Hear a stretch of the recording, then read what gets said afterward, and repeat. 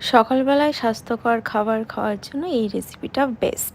তো এই রেসিপিটা বানানোর জন্য কি কি লাগবে চলো দেখে নিই। আর এই স্বাস্থ্যকর খাবারটা যারা ডায়েট করে কিংবা যারা জিম করে তাদের জন্য একদম পারফেক্ট।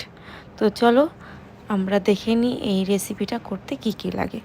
তো প্রথমে আমি ভিজিয়ে রেখেছিলাম মুগ ডাল, সেটা রাত্রিবেলা ভিজিয়ে রেখে মানে সারা রাত ভিজে সেটা সকালবেলা ভালো করে ধুয়ে কাঁচা লঙ্কা, আদা আর নুন দিয়ে ভালো করে পেস্ট করে নিয়েছিলাম, একদম মিহি পেস্ট। নিশ্চয়ই দেখো এরকম একদম থিক একটা পেস্ট হবে।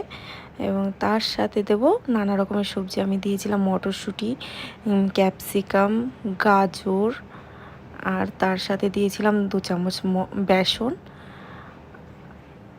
এবার এইটা ভালো করে মিশিয়ে নিয়ে ভালো করে সুন্দর করে মিশিয়ে নিতে হবে। এবং তার সাথে দেব একটু বেকিং সোডা আর দেব একটু সাদা তেল। এবার এইটাকে ভালো করে মিশিয়ে নিয়ে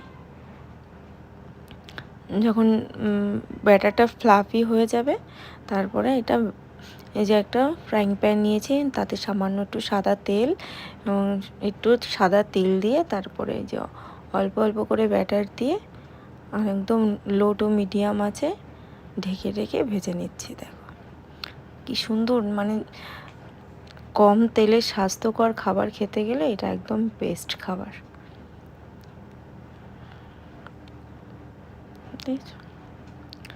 তারপরেই দেখো সার্ভ করে দিলাম। তো কার কার এই রেসিপিটা ভালো লাগলো অবশ্যই জানিও।